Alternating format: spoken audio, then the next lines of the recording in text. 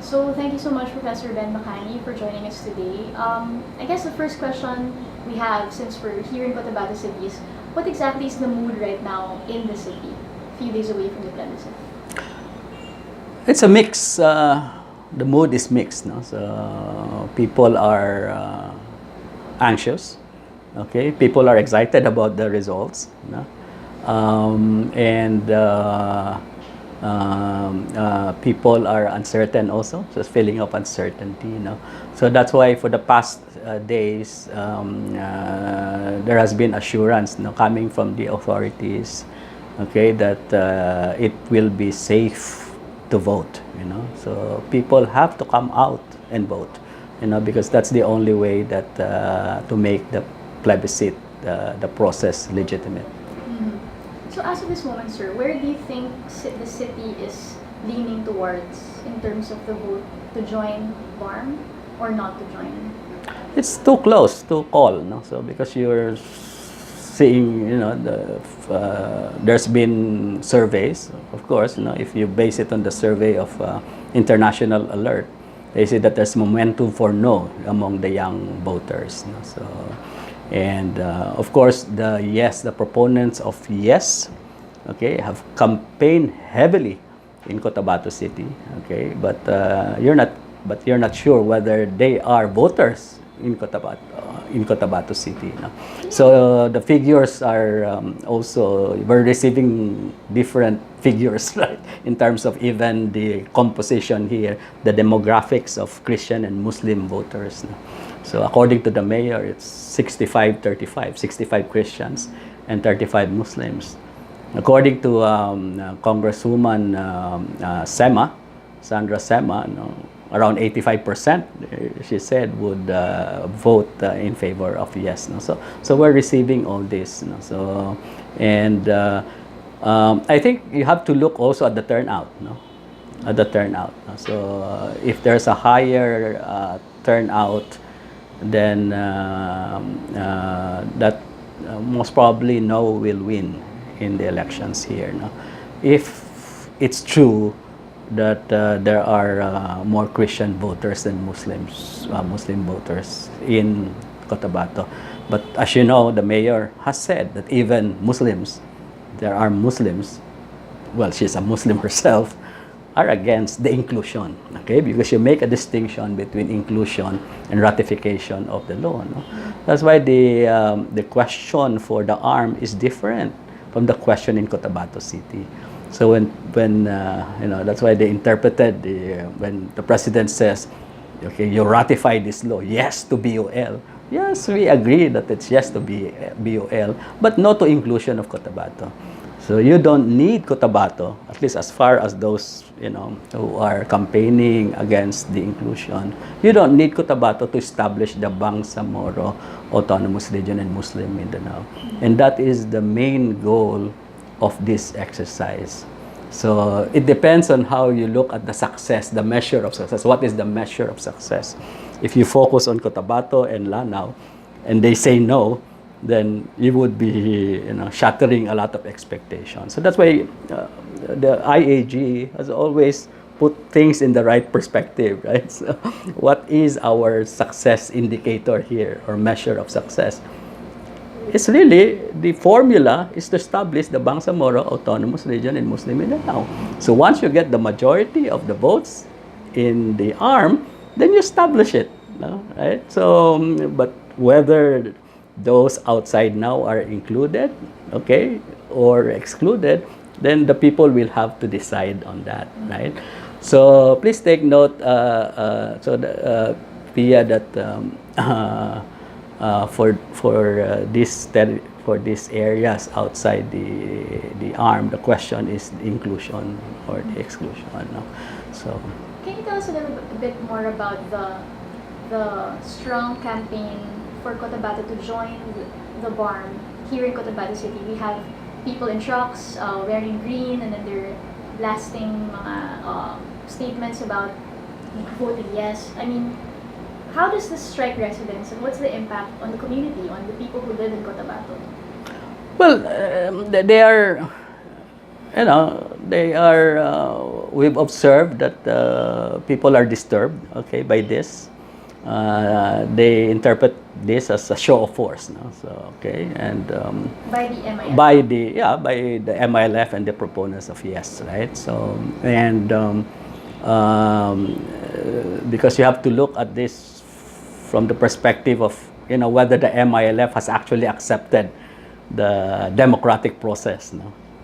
Okay, is yes, they come here, they rally and all that. So so that is a political, it's a political exercise as well, no?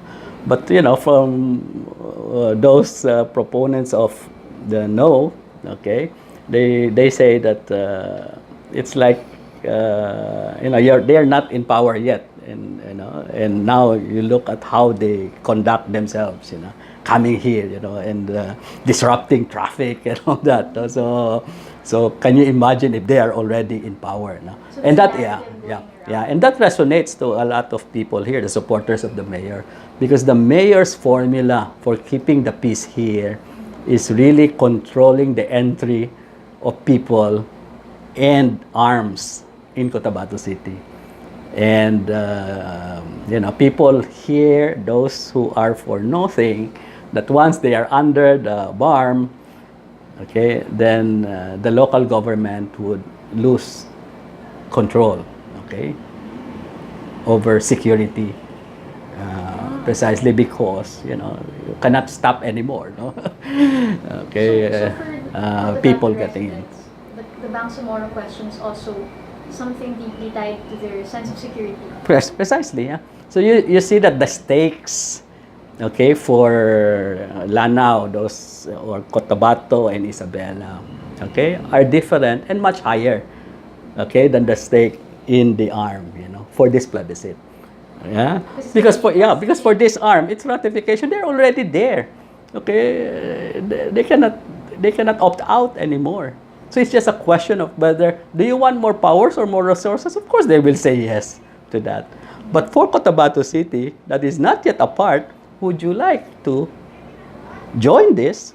Okay, given the record, of the autonomous region. No? So, for instance, would you like the schools in Cotabato City to be under the region and not anymore under the national DepEd? So these are very important questions for people in Cotabato. No? So it's a question for them of what are we going to lose? It's not anymore what are we going to gain. We be able to lose? So you see that you need to look at this from this perspective. You make the distinction that the stakes are different and than just the arm. So when you say that yes to BUL. So people here will say, yes, we support, the Bangsamoro organic law. No problem about that. It's just that we're not ready to join it, no? Because as per experience, we've seen, that's why the mayor is saying that prove to us first that you will do better, right? Then we can join you. No? Because Cotabato City is independent city, right? It's not even a component city. No? So it has its own resources. It can fend for itself. So would you want to have another layer the middle there to supervise you? So these are just issues of the that are being raised here, okay, by the mayor and by the constituents who are against the inclusion of Cotabato. And sir, because we know that the reason why the MILF and the BUL proponents want Cotabato City in the bottom is because a lot of the government offices of ARM are already here. So I guess the question would be, would it be possible if Cotabato City were to say no, would there possibly be a compromise that the barn could still be governed from here for a few years until they can settle? Yeah, since 1970s, the center of regional governance is in Cotabato City, and Cotabato City has not been part of it since the 1970s, because the arm complex, was constructed during the time of Marcos. So, of course, there has been moves to move it, under arm, But, it would be very expensive, there's a lot of displacement, difficult to move. But there are ways, like, the Bangsamoro government can enter into an agreement with Cotabato City, so it can be a mutually beneficial, setup, Okay, so, and I'd like to think also that this is not the only and last plebiscite, because the BARM is a national law and it can be amended anytime. So which means that if Cotabato City wants to be part of it, it can just go to Congress and ask for another plebiscite, then it can join. So I think it's not that fatal. I mean, okay, if Cotabato is not included. Okay, that's what I'm saying. So and you don't need Cotabato to establish the BARM. Okay, but I think really it's an issue of Cotabato as a symbol also for the MILF, because MILF was born in Cotabato City. Many of the leaders of the MILF are residents of Cotabato City. Okay, Chairman Murad, as a student of ours here, so he was not able to graduate engineering because of the war, but he was here, and the grandchildren are here studying here, so and their relatives are officials here also, in the barangay and in the city. So this is really, their, we call it, this is where MILF was born. That's according to Jafar, not the Vice Chair Jafar. So this is, it's symbolic, So you have the BARM without Cotabato City. It is as if, and there'll be some technical problems, of course, So if you are a resident here and Cotabato is not part of the BARM, you cannot run in the parliamentary elections, Okay, so can they be appointed in the BTA even if Cotabato is not included? Okay. Well, we've been discussing this. We say that president can. It's not residence is not a requirement in the law, so the president can appoint. But definitely in the regular regional parliamentary elections, you need to be a resident. You need to be a resident of a place that belongs or that is part of the BARM. So, but of course, you can always just move your your residence also outside. You're voting. So that's I think these are some of the reasons why MI, and that's understandable, I think. But of course, at the end of the day, you signed off to pushing your agenda now under this political arena and democratic process, and the consent of the governed is a fundamental, principle. So that is something that and to be fair to the leaders of the MILF, they've already said that they will accept the verdict of the people here.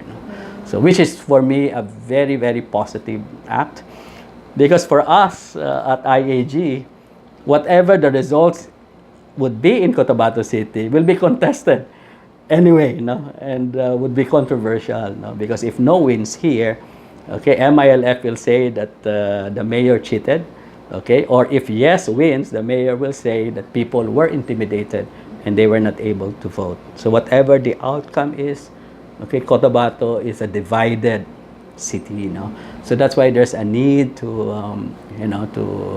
again have a process, okay, where you can start to mend fences, and try to mend wounds. That it has been very ugly campaign here, so you must have seen in the in social media especially. Sir, siguro on the last note, we also see that there's a connection between the plebiscite and local politics with the 2019 elections coming up. We have one candidacy by Sandra Sema who's very pro BOL, and then we have Cynthia also running for the same position. So how does that affect the vote on Monday, do you think? People were saying, because I was, the mayor, Cynthia, has always, we thought all along that this was really the original idea of Cynthia Gani, that, she will oppose, okay, the inclusion of Cotabato. But in one of my conversations with her, she mentioned to me, and I think she mentioned this publicly already, it was the people that she consulted who don't want it. In fact, she thinks that if she's gonna go for yes, she will lose in the elections. Okay, because the people themselves don't want to be part. And so she just said that, yeah, I will provide the leadership. So, of course, Sema, okay, the former mayor Sema, okay, has always been the political competitor, of the Gyanis here. And they've aligned themselves with the MILF on this question. But in the end, Cotabato City thinks locally.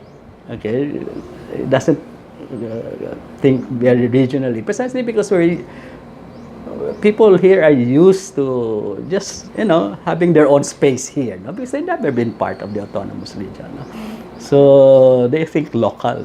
So my sense is that in the whatever the outcome of the plebiscite will be, okay, they will vote for whoever they will think would still, okay, provide security, because that's the number one here, security to the city. So whether that is Sema or Kiani. So well, of course, they always talk about local politics. Of course, politics will always be part of this. Everybody has political interest, right? But the most important thing is you align this political interest towards a common vision and towards a common goal. So yeah, so my sense is that people has the capacity to disassociate these two issues. Okay, disassociate. That's why there are those who say that, yeah, even the proponents of yes, are saying that, yeah, we can be part, but we will still vote for Mayor Gani. Okay, so that's what they're saying. So maybe what they think is, okay, it will be harder for you, but at least we have somebody to go to, just in case this don't work, something like that. So it's possible that they'll do some kind of a split, decision, split vote. So Very interesting. Okay, thank you so much. okay, Pia. Okay, okay.